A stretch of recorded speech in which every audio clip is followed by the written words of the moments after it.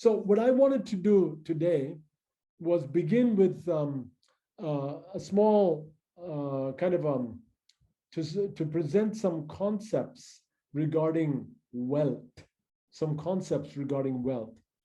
I get interesting kind of comments and questions from people when I tell them about trading. And the reason I'm telling them about trading is because I like to help people. And right now, my aim is to figure out, if there are pastors and people that are in ministry that I can help by helping them to use this tool. And so as I share, one of them just told me just this last week, said, I'm hesitating because I'm afraid that I, is it right? Is it wrong? Will I end up going after money and this type of thing? And these are different types of thoughts, and some of it is due to a lot of misunderstanding that Christians have had regarding finances. I would say probably because of an improper and unbalanced view of what the Bible teaches. The Bible teaches a lot about money, but I think some people have kind of an imbalanced view. So I wanted to just take a moment and share just a few concepts about wealth, okay? About wealth, using wealth and wealth creation and things like that. So first, I'm going to share 1, 2, 3, just 4 things. 4 things approximately. Just 4 things I'm going to share about wealth, okay? I'm just calling this principles of wealth. And this is going to be in that same file, Learn to Trade. It's there right now already, but I will condense it and make it neater. But right now, this is what I have there. Understanding wealth, first step, understanding wealth. And I'm going to read from Exodus chapter 19, verse 5 in the Bible. And the reason I say it like this is because I'm going to be sharing this. I'm already sharing this with people who may not read the Bible or know anything about the Bible or about Jesus or anything like that. So I want this to be available to everyone. So understanding wealth. First principle that I want to share is that God owns everything. God owns everything. Exodus 19, verse 5, God said, "Now therefore, if you will indeed obey my voice and keep my covenant, you shall be my treasured possession among all peoples, for all the earth is mine." Okay? So why does God say all the earth is mine? He says that because he is a creator. As the creator, the entire earth and everything that exists belongs to God. So first thing we need to understand about wealth is this: it is not mine. It all belongs to God. Okay? And if some wealth comes to me, it already belongs to God. And even after it's in my hand, he still owns it. Second thing about understanding wealth is this: learn to be content with more. Okay, I want you to listen to this. Learn to be content with more. Now, you may not have heard like this before. I'm going to read from the book of Philippians. It's a letter, Philippians 4, 11 to 13. Paul said, "Not that I am speaking of being in need, for I have learned in whatever situation to be content. I know how to be brought low, and I know how to abound. In any and every circumstance, I have learned the secret of facing plenty and hunger, abundance and need. I can do all things through him who strengthens me." But I want you to pay attention to this. He said, I have learned, I am content. I've learned in whatever situation I am to be content. I know how to be brought low, and I know how to abound. That means be in abundance. Okay, but this is what he says. So if I'm low or high, if I have little or if I have a lot, I have learned the secret of facing plenty and hunger, abundance and need. And so in all of these things, learning to be content. Learning to be content we think of contentment when we think of poverty, or we think of lack, or we think of not having enough. We say, oh, I'm going to learn to be content because this is all I have. I only have a little bit, so I will learn to be content. I'll be satisfied with what I have. But I say, yes, that is true. We need to learn contentment even when we have very little or nothing, or even when we are starving, learn to be content. But at the same time, we need to learn to be content with more. When we have more, learn to be content. When we have plenty, learn to be content. So number one, understand wealth. Number two, create wealth. Create wealth.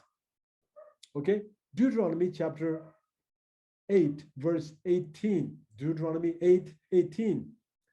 You shall remember the Lord your God, for it is he who gives you the power to get wealth, that he may confirm his covenant that he swore to your fathers, as it is this day.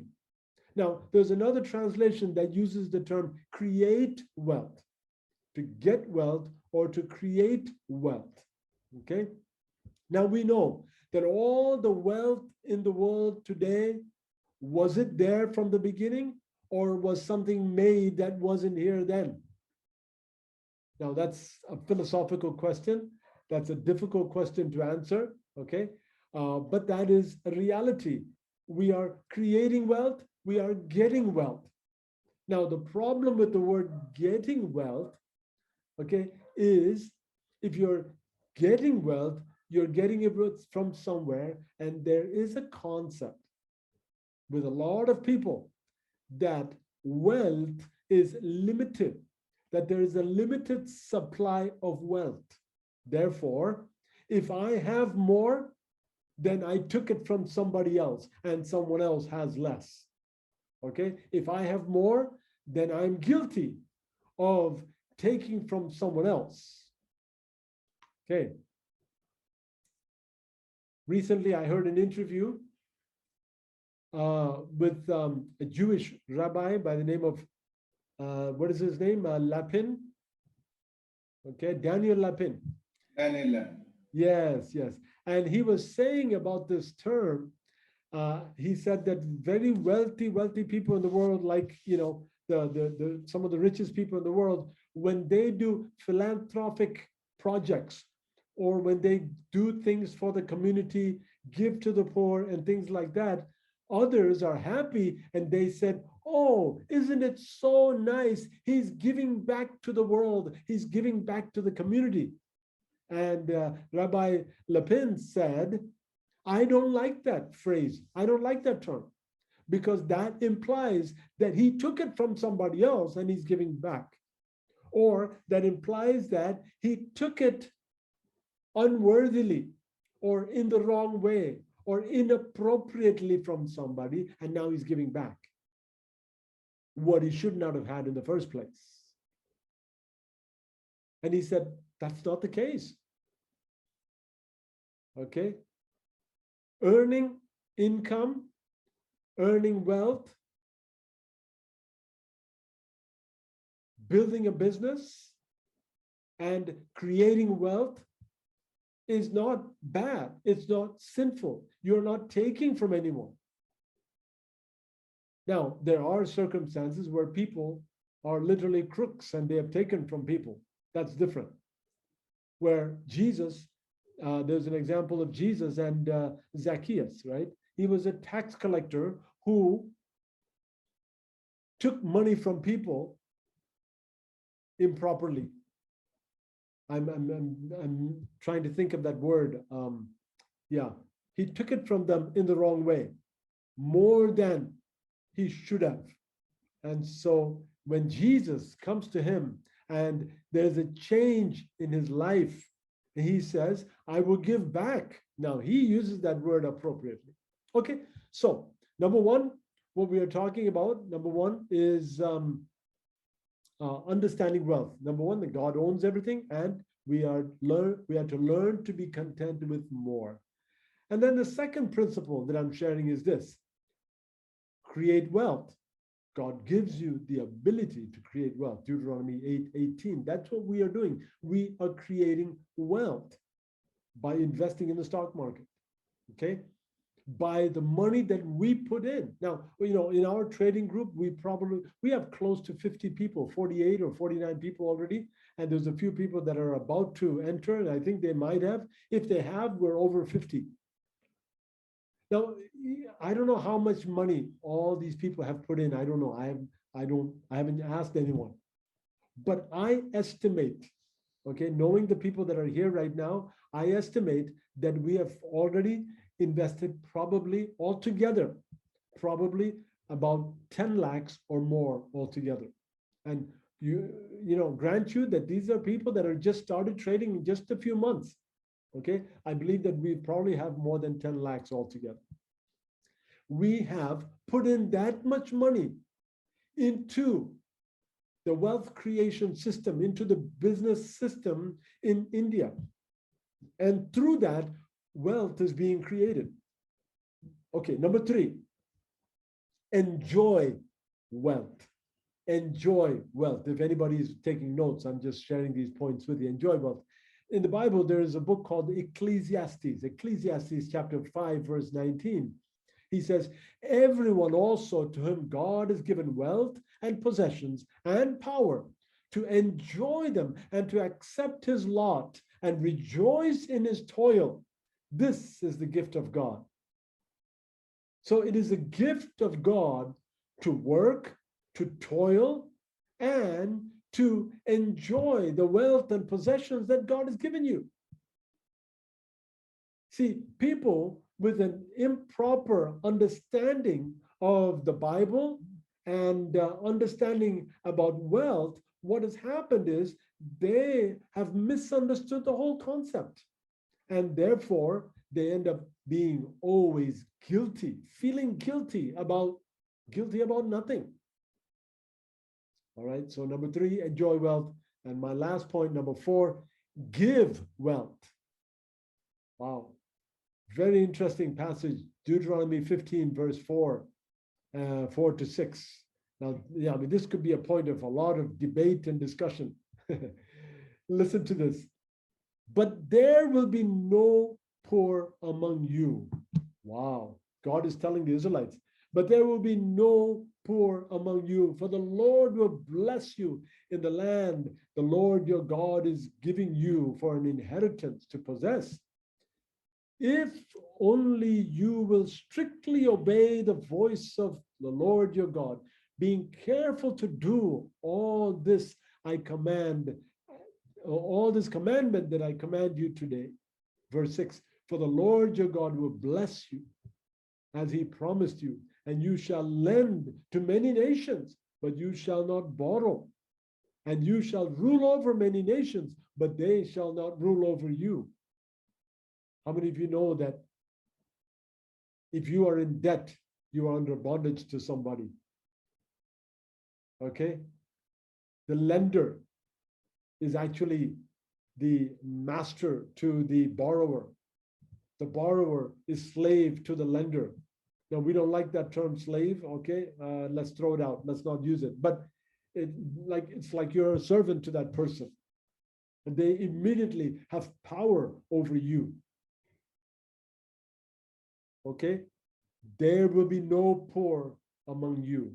Now, some of you might immediately be thinking of Jesus' words later, where Jesus said, the poor will always be among you. Yeah. Why? Well, maybe because that the people were not strictly obeying the voice of the Lord and the commandments of the Lord, and they were living as they please.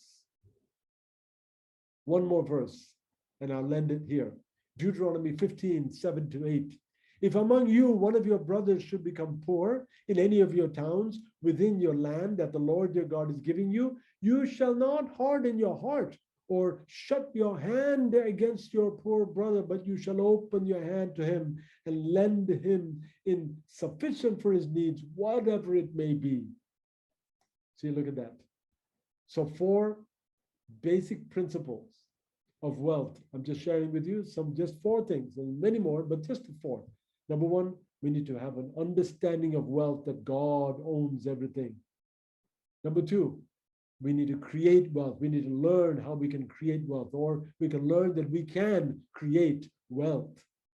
Number three, we can enjoy wealth. And number four, we can give wealth. Okay. All right. Anyone have any comments or questions about this? One of the things that comes to my mind is 1 Timothy chapter 6, verse 10, which is commonly, which is probably a verse that we commonly talk about as money as the root cause of all evil. Yeah. So um, um, um, it also talks about craving for money. That as in the same verse we can see the craving for money. Yes. And I unfortunately have seen people who are who were good Christians, and once they got rich, uh, their perspectives changed Yes. into the likeness, I mean, into the worldly style, which I always felt I should never get rich. Looking at those people, Yes. my perspective has always been that I should never get rich. But I kept praying to the Lord like this: Lord, give me money only if I am able to handle it with wisdom. Don't give me money. In other words, don't give me money until I have the wisdom to handle it. It is, I made a statement like this also: it is better to be poor if you are not sure how to handle money. Mm. What perspectives all of you would have? Very good. Very good. Thank you. And often a lot of people misunderstand and misquote that verse. The root of all evil is actually not money, is it? The root of all evil is the love of money. That's where the Love of problem money, is. yes. Yeah, it's a love of evil. That's where the problem is. So maybe we can pray and say, God, give me a lot of wealth. And along with that, give me the wisdom to use it properly. And maybe, like Paul, teach me to be content with plenty. Okay. And people that are never content with that, they go weird. And another thing is this: we have to learn to give away what we have, give away what we have. Last month, Annie and I, we were kind of laughing about this. This month, both of our salaries are late. Late means even this is the 24th, we still haven't gotten it. We may not get it till the next Monday, or it's going to be a month late. But the last 2 months, we have given away more money and more things than we have in a long time. And more has flowed through our hands as well. We gave away from ourselves, and others have given to us to help others, and it's amazing. So the key, I think, is watching our heart. That's the main key. Good. Thank you so much. All right. Any other comments, questions? Yes, GB, thank you. Unjustly was the word. I was looking at that chat box now. Yes, when I was talking about the tax collector, Yeah, um, Zacchaeus. yeah, Zacchaeus, yeah, he unjustly took it. Yeah. So if he was taking the proper amount, that would have been fine. Instead of that, he was taking more than what he actually should have done. Yeah. Good. Very good. And Ajnish, all of these verses and all of these things are in that file, Learn to Trade. Yeah. And so good. Any other comments or questions about this?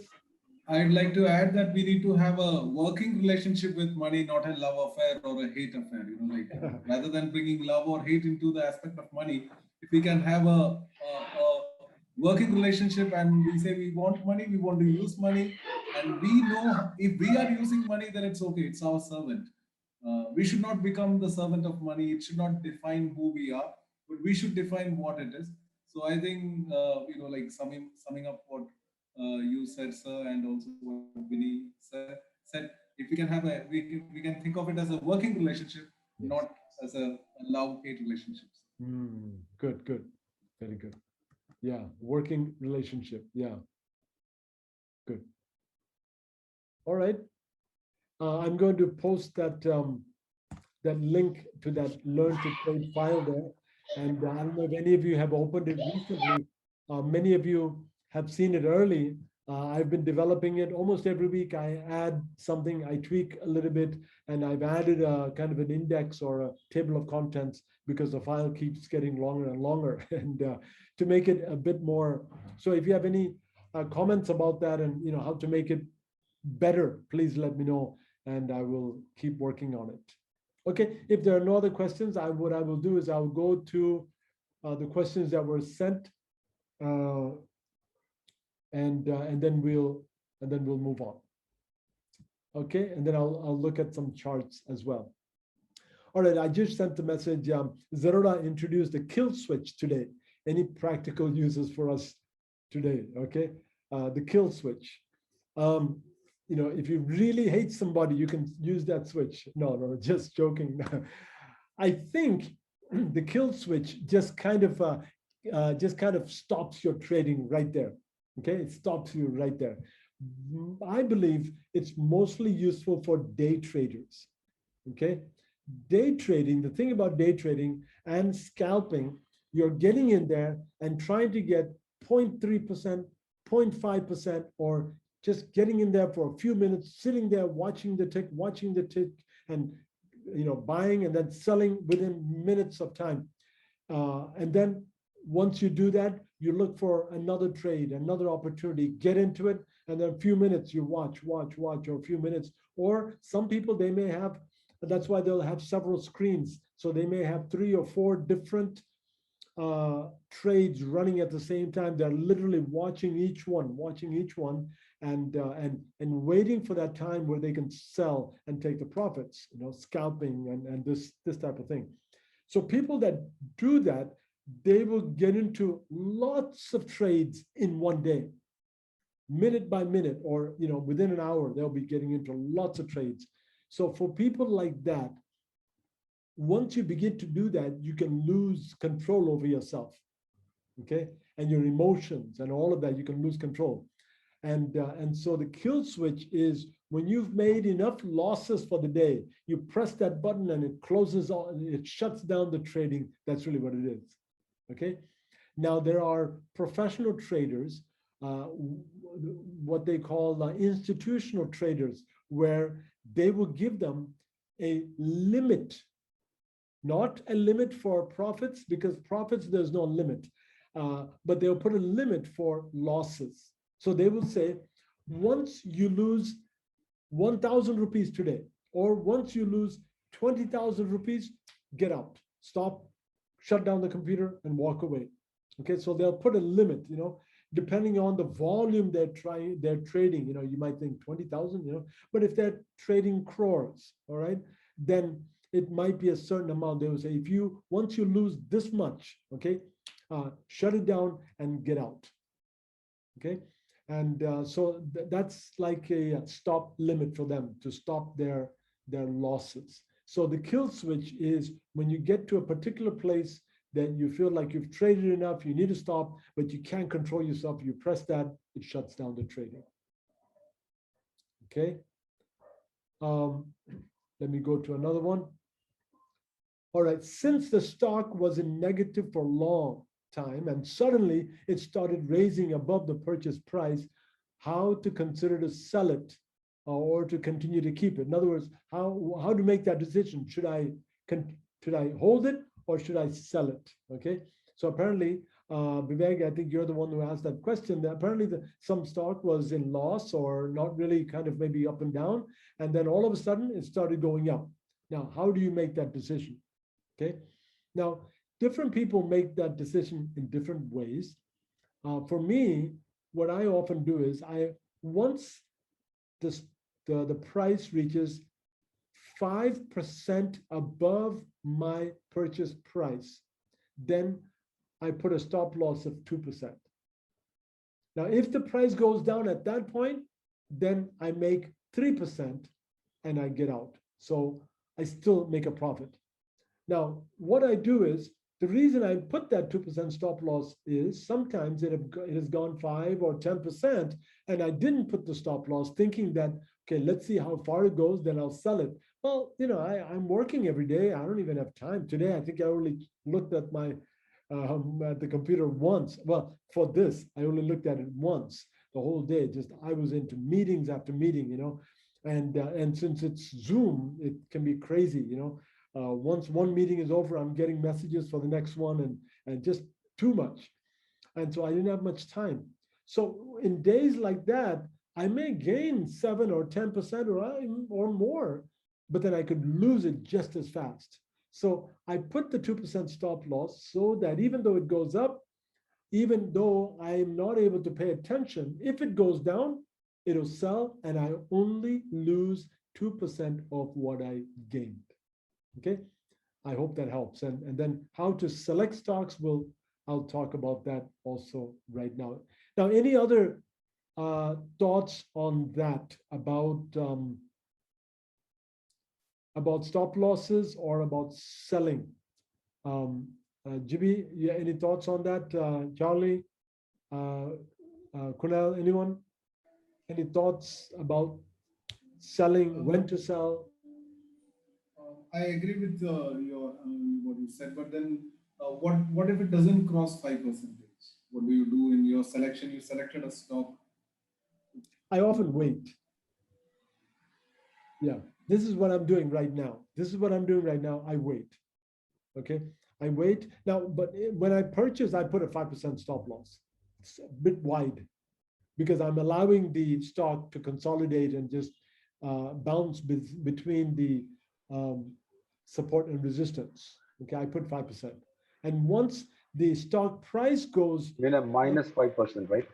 I'm sorry, it is minus 5%, correct. It's minus 5%. Right. And once my stock price goes 5% above my purchase price, then I put a -2 stop loss. Yeah. But there are different perspectives, different ways of doing that. Yeah. Why I was asking this question is because last week, one of in for a whole week, and then suddenly it started rising, and I put the stop loss, but then it started coming down again, and my stock was sold out, triggered. But then after a few minutes, when I rechecked, the stock rised much more than that. So I felt like I lost, big profit because I put the stop loss. So how do we consider, and is there any, strategy then find out how the stock is doing? Will it come back to profit again, or it is just a prediction? Every time we have to predict. Okay. No, that's a good question, Vivek. See, of course, we can never predict the future, but we can talk about probabilities. Okay, we can look at some probabilities. Let me share my screen with you, and then I'll 1 minute. Second, yeah, let me go to the place where I want to share. Yeah. Yes.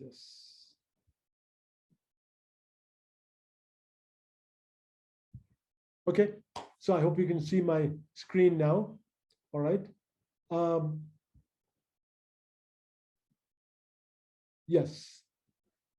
So you see my watch list on the left there. And if you're not able to see, please let me know. I think it is visible to you. And now I'm going to open my chart here. And you will see what is happening, Vivek. You see where, let me open up the full chart so I can get the,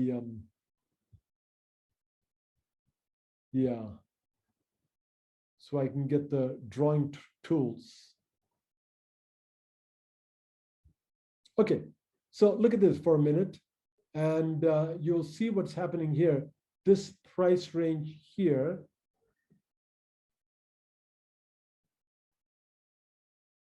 Oops. Okay.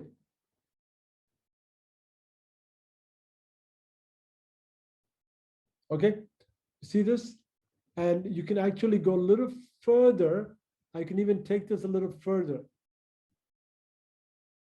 Okay, here we are. Now, this, Vivek, this is called support and resistance. And it is not a particular price point, but it's a particular area. It's a particular range. Okay, so you can see if I look for a particular price, it would be like 871.90. And then on the bottom, it would be around 714, but that's not the case. But it's like a range in between this area that the price goes up, comes down, goes up, comes down, goes up again, comes down, up, down again, okay? And then a series of ups and downs.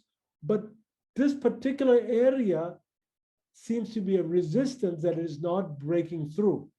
And right here, down here, is a particular area that it seems to not go further down.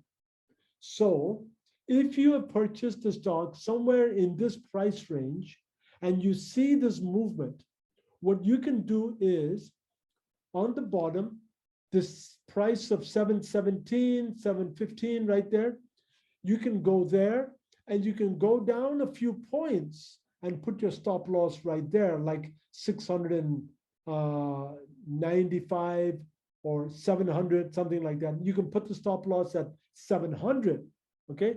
And then if it drops really bad, okay, you can get stopped out because then it could be a really bad downturn. But you can put your stop loss right there, and then why can you do that? Because you have observed the constant resistance, not resistance, the support on the bottom. You can observe the constant support on the bottom again and again. It would not allow the price to go below that. So you could say that there's probably a 60 or 70% chance that the price will not go below that. That's a probability. Like we can never predict the future, but that's a probability. Okay, so Vivek, I hope that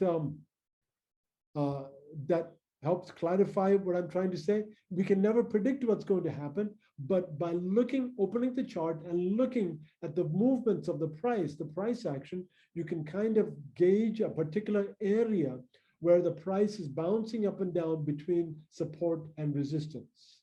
Another word that is often used for that is consolidation. The price is consolidating between those two. Okay, all right. Another question, if you know someone who could use, oh no, that's not a question, I'm sorry.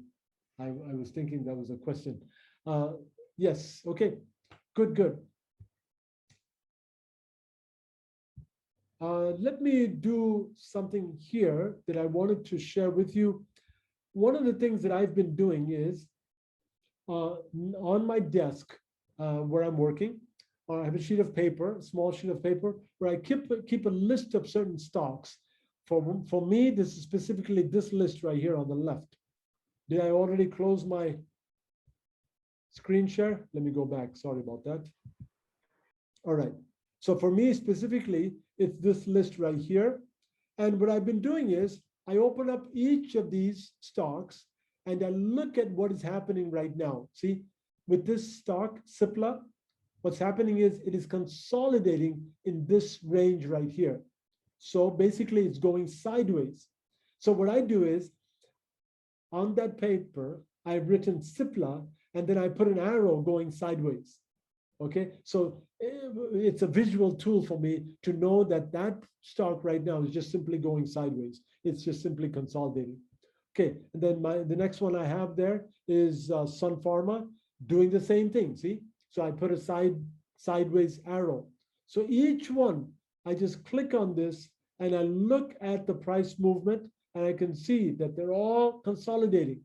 All right, this one seemed to have a breakout today. Look. Okay, not really a breakout, but a big up move. Now, next, like tomorrow or Monday, once it breaks out above this range, like 1089.48, 10 or somewhere around that, 1090, somewhere around that, once it breaks out of that range, you could say there's a very good chance, the probability is high that the price could continue going further up. So that's a good place to purchase this stock. Once it goes beyond this, you can expect it to go further up. All right, so that's Tech Mahindra. Federal Bank, look at this, sideways. It's been like this for like 2 weeks. It's been sideways, nothing is happening. But what I would do is I would wait until it goes above this area right here, either 89.13 or this particular area of 90, 91. I would wait until it breaks out of that to catch an upward move. Okay.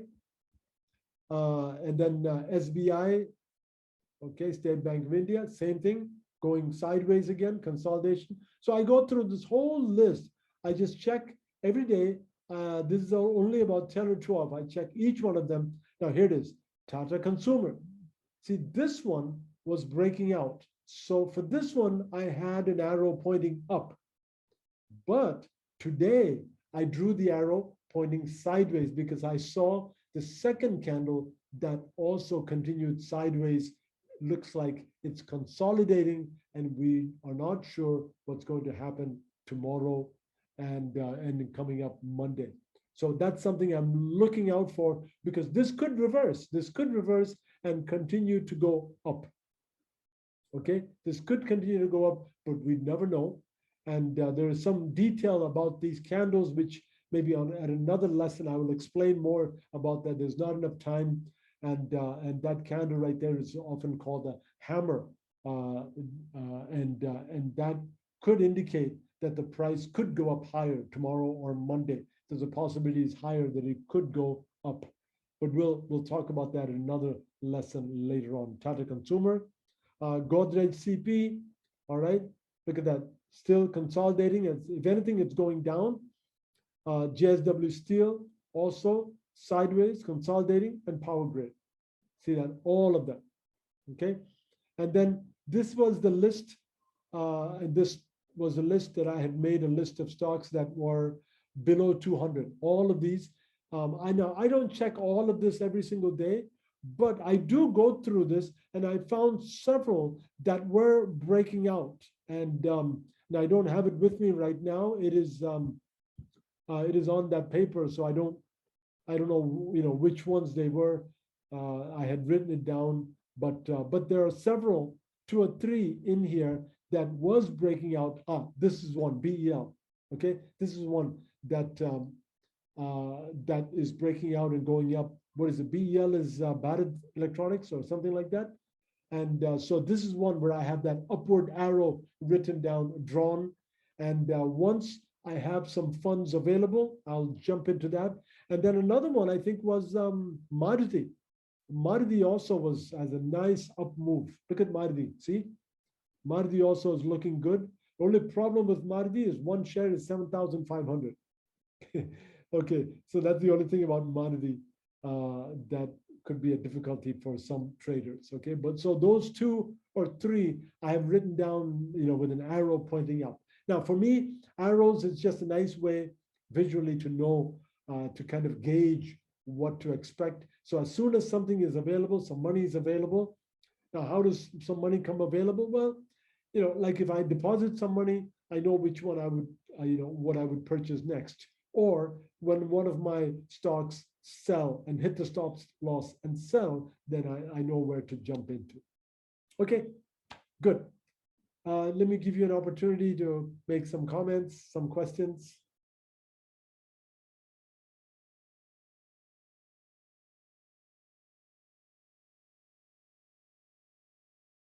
Vivek, was that clear when I talked about the support and resistance and where to put the stop loss?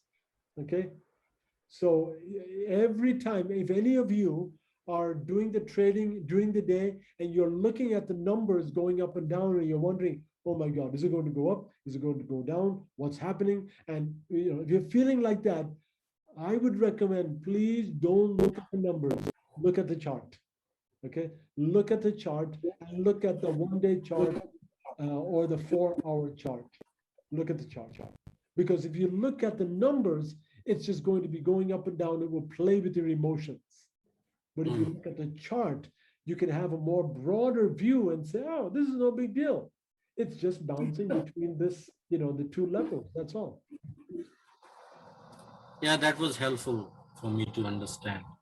Good. But the thing is, when we are sitting and looking at the stock, at the back of our minds, we've lost for one. We don't lose chance to grab this, when the stock is going up.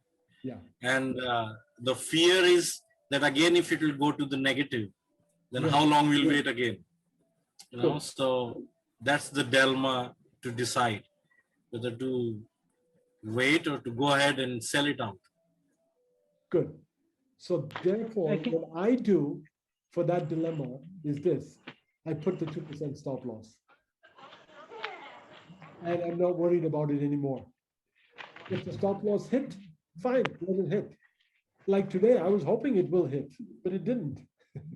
And when the price went up a little bit, and if I'm at the computer, I move it up again. If it goes up a bit more, I move it up again.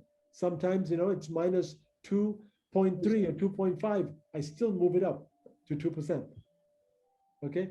Actually, my target, I've been putting the target like at 20%, hoping to never hit that target. I only wanted to hit the stop loss. See, because if I get 10% and I'm satisfied with that, well, then I get 10%. But if I let it go and go higher, see, it's almost limitless. And what do I lose? I lose 2% of my gains. So Vivek, I removed that fear or that, trepidation in my heart by putting that stop loss and let it hit the stop loss. Yeah. Yeah. Okay, and we have a question here. How many months did it take to make consistent profit? Okay, Agnish, no problem. You can keep asking as many questions as you want. No problem at all. See, for me, Alexi, I just wanted to share something which I found was helpful for me regarding the stop loss thing. Thank you. Please do. Was just, I think it's helpful for me just to know what I'm happy with. So like 5% is my mark. And, so what I would make on a bank FD, I can make it in 2 weeks or 1 month or whatever. And so that kind of really helps me deal with saying, well, will it go up? Will it go down? And I think it would work well having a reasonable limit that you're happy with, satisfaction, Yeah. And then the stop loss, what you suggest would really works really well with that. Okay. Yeah. Yeah. So how much are you happy with as far as how much profits are you happy with? Yeah. Good. See, that is one way to trade. See, there are many ways to trade. And that's why in the group I had shared, I think about a month ago, plan your trade and trade your plan. Don't change your plan in between a trade. Plan your trade and trade your plan. So Kunal was saying, kind of make a decision of how much you're happy with, okay? If you have, that's what I said about day traders. Some of them, they'll get in, they'll say, I just want 0.5%. Now, they may be trading several lakhs of rupees, okay? And they would say, well, I'll, take 0.5% or 1%. Fine. And they take that and they get out. Then you can do the same thing with swing trading or with short-term trading. And you say, well, I want 5%. And once you get 5%, get out. See, you can't do that. That's fine. Basically, the difference with what I'm doing is I'm kind of deciding how much I'm willing to lose. I'm willing to lose 2% of what I've gained. Now, how much do I want? No particular limit. If you give me more, I'll just keep taking more. If the market gives me more, I'll keep taking more. Okay, good. Are the reds and the greens in the watch list a good indicator? No. No. The reason is because the red and the green is only for that day. Okay, it's only for that day. So the opening price, okay, if it's above the opening price, it's going to be green. If it's below the opening price, it's going to be red. But it could simply be doing this. See, it could be simply consolidating between the support and resistance. And it might have opened up, the opening of the day might have been somewhere around that. And so that's the open. And during the whole day, it could be going up and down. So it could turn red, and green. And if you only look at the numbers and the colors, it can be frustrating. But if you look at the chart, that's why I always recommend open the chart as much as you can, open the chart. If you look at the chart, you'll see that, hey, there's no big deal. It's just playing games. That's all it is. It's just playing games. And Vivek, when you mentioned that it had hit the stop loss and then it went back much further, and it's almost like it's playing games with you, okay?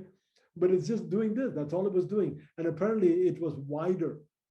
And to know exactly where to place the stop loss, you can open the chart and look at where support and resistance is, and look at the support and go a little bit below that, 1 or 2 points below that, and put your stop loss there.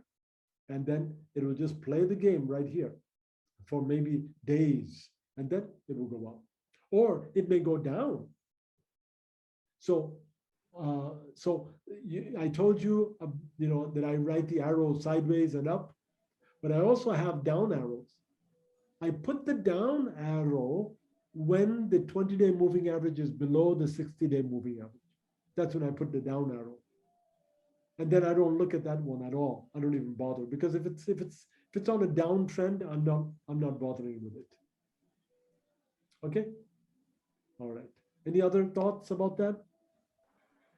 We've got about 6 minutes. Yeah, but don't worry. Keep asking questions. Here's a question: how many months did it take to make consistent profit? Final question. No problem. See, when I began, it's not been very long since I began. January 2020 is when I took got my Zerodha account, and I didn't have any instruction what to do. Okay, I knew 1 or 2 people that were trading, and one person, he wasn't really giving me any guidance on what to do. And I would ask, he's like, well, maybe you can buy something like SBI or something like that. I said, oh, okay. That's all he says. And I'm like, okay. So I go and buy SBI. I see it going up and then it goes down. Obviously I'm not making it a profit. It's just going down. Okay, so I sold it. It's going down. And I entered into several different ones. And I would ask him, well, what do you think? What should I get?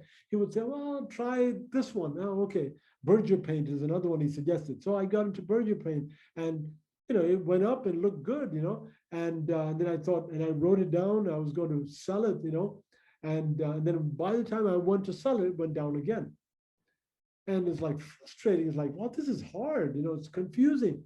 And I had no clue, and I kept trying, and no sense. And then I got connected with somebody else who had a kind of a group, and he was giving a lot of advice, and that seemed to be nice. But the problem was, he basically will tell you what to buy and when to buy, and then you hold on. And then he will tell you when to sell. And then when he tells you to sell, you sell and you make a profit. And then see, if that's your aim, that's good. But for me, that wasn't my aim. I wanted to learn what he knew. I wanted to learn the tricks. I wanted to learn how to trade instead of just following his trade and just making money like that. I wanted to learn how to do it. And so that was a very frustrating thing for me. And actually, August of 2020, September, October, November, I made consistent losses.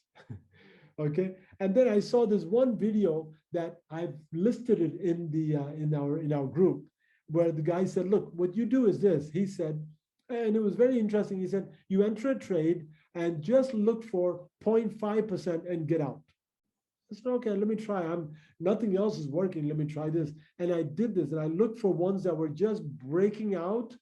I took the ones that were breaking out of resistance. Now I did that much. I did enough watching YouTube videos and reading of articles to learn that much, find something that breaks out of resistance. So I did that. So ones that were breaking out of resistance, I got on it and I took 0.5 and got out. And I did that consistently for a whole month, and I only lost a few, and I made a good profit that month. Now, where did I get this idea from? The breakout idea, I got it from this guy, and his video is also listed, Sharik Samsudin or something like that. Very nice. I forget the name of his channel. He's got a nice YouTube channel. He does videos in English and Market Malayalam. Watch. Huh?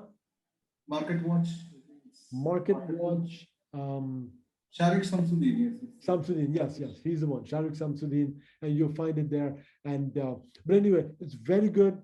He began by doing a lot of Malayalam videos, and then now he's been doing a lot of English videos. Very good, sharp guy, and he's really out to help people. And he's really helping.